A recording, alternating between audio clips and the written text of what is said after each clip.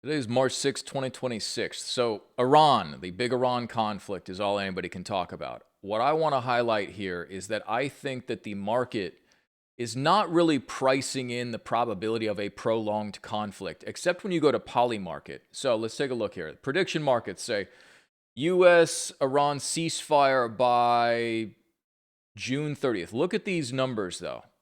There's a bit of volume here. All right, so what's the probability of a ceasefire by March 31st? This is end of month.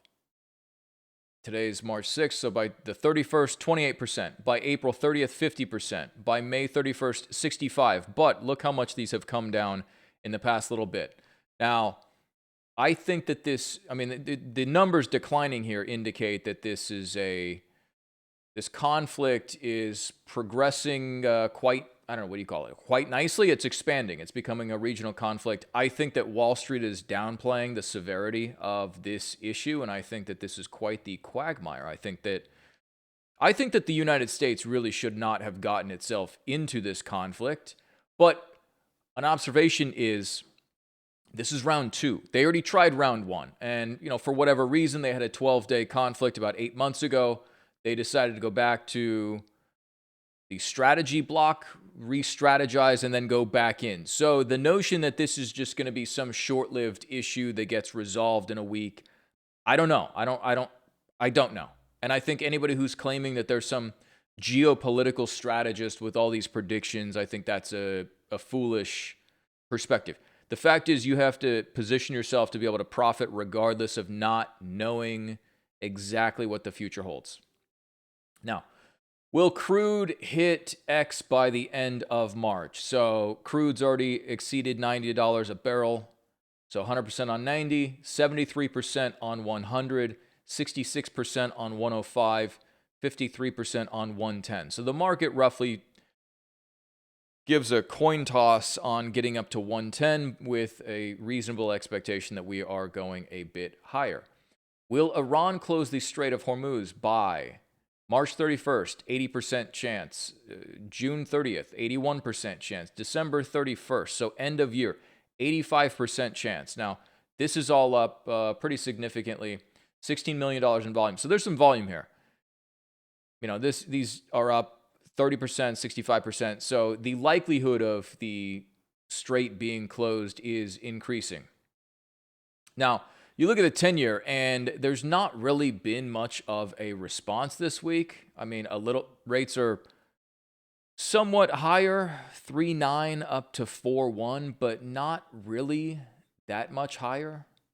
What else do we need to take a look at? Gold, 5,170. To be honest with you, I think that the corollary we need to draw is between now and 1970. During 1970, you had a 20x increase in the gold price. You had stagflation, which was inflation with muted economic growth. Is that the direction we're headed? I don't know. Probably. I think real assets are going to be the name of the game over the next decade. Obviously, the folks who want there to be your opinion about, you shouldn't spike the cortisol, as they say, over these types of issues, because quite honestly, your opinion about them is a moot point. Dana White, there's a Dana White clip. I don't have it pulled up, but he made that exact point where he just basically said that his opinion's irrelevant, your opinion is irrelevant. And I think it's a good framework. So we have the S&P 500, which is, starting to roll over, but not really. This is not really, it's somewhat of a sell-off, not much of a sell-off. Perhaps it's the beginning of a sell-off. And then you look at NASDAQ, the Dow, selling off a little bit. But the response here in stocks is not really as severe as you would think. And when you go look at Bloomberg, and here you have the VIX spiking, but the VIX is not up at, 80 or 50 or whatever. It's like the VIX is at 20, was it 29? That's still high, right? But this kind of demonstrates the point. It seems logical to conclude that going into the weekend, who knows what happens, whether there's ground troops. I don't know. I think all these people saying there's going to be ground troops, you don't know. You don't know, right? You don't know, all right? That's speculation. Most Americans couldn't point out Iran on a fucking map. So At any rate, you do have the VIX, which is spiking. So going into next week, it seems logical that some of these trends would continue.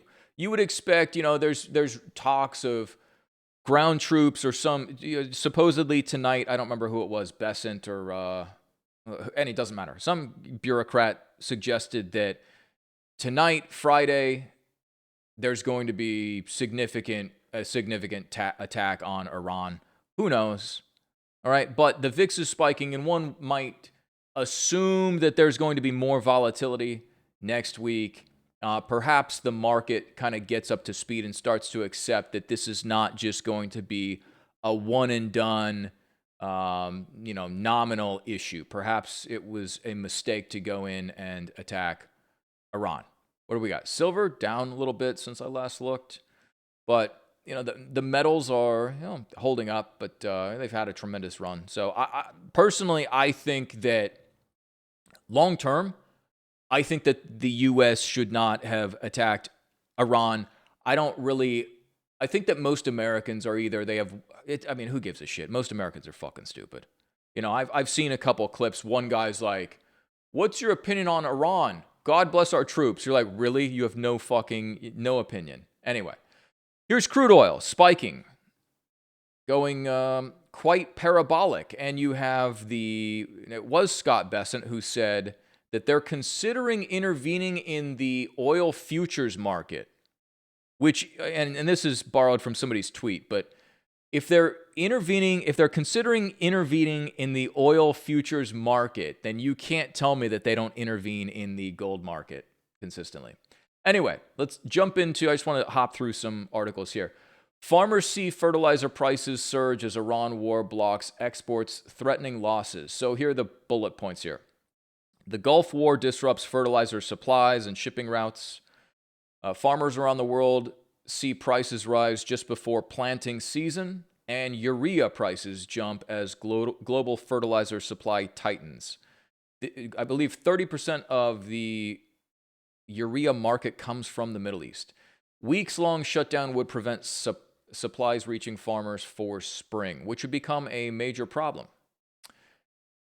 We have another tweet here which supports this. Food shortages are coming. I think that's a little hyperbolic. Urea is used in fertilizer to grow food. 50% of the world exports of urea come from the Middle East. I believe that's more along the lines of 30%, but point taken. Now, let's go take a look at CF Industries Holdings, Inc., which has spiked up quite nicely. They are a producer of fertilizer, and their stock is catching quite a bid.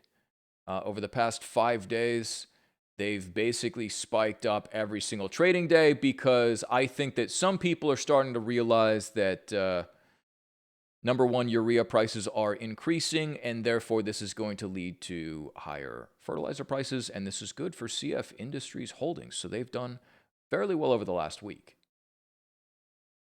Another company to take a look at is CVR Partners. This is who we wanted, right? The refiner. Yes? Yeah. No. CVR. What was the other one that they split off from? Which I just had.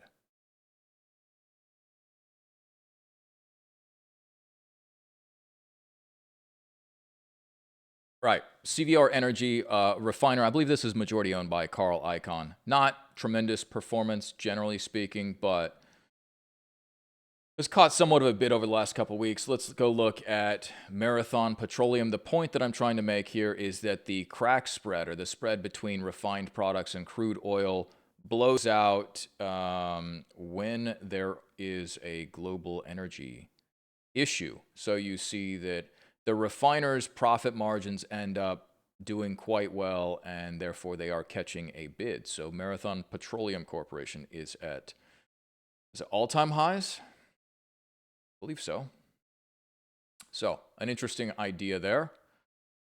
And what else? The world is becoming increasingly unpredictable. Reports suggest the U.S. Treasury may intervene in the oil futures market to control rising energy prices. Governments stepping into futures markets openly and some still believe gold futures are untouched. Very valid point.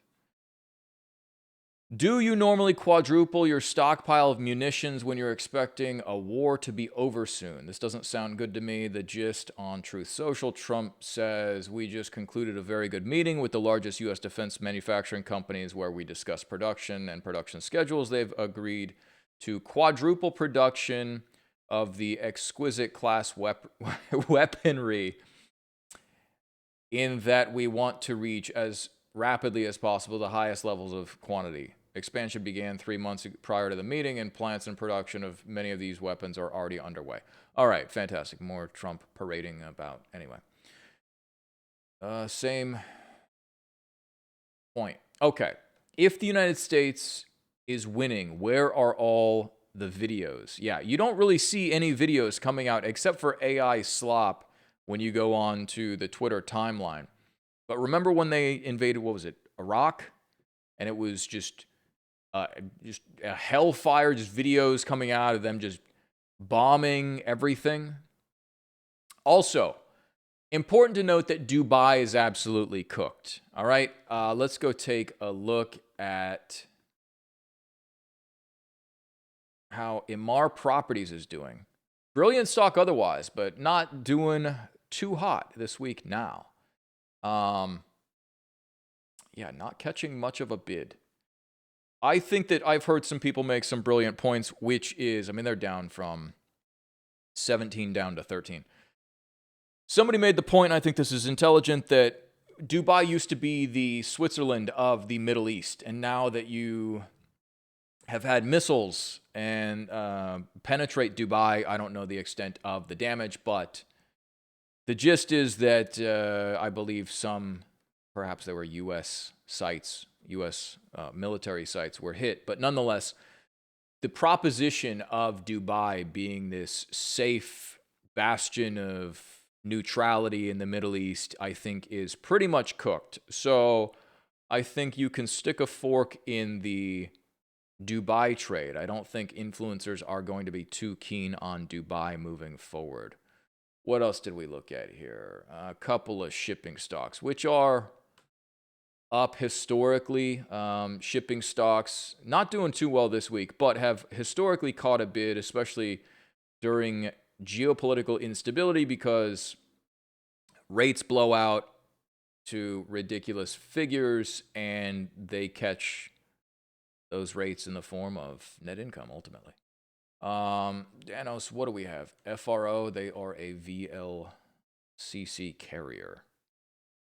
And again, they've been sold off somewhat this week. But leading, I mean, look, they talk about a breakdown of the actual shipping market. Unlike 2022, when you had the Ukraine conflict, the special military operation, a lot of these tankers caught a tremendous bid, but right now they are not doing so hot, probably because there is a lot more uncertainty about their ability to actually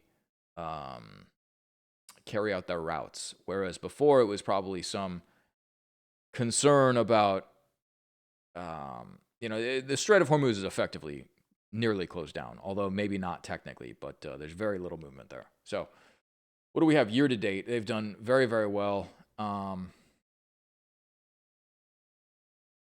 Euroseas down on the day. But anyway, another tanker. Anyway, I'll leave it there.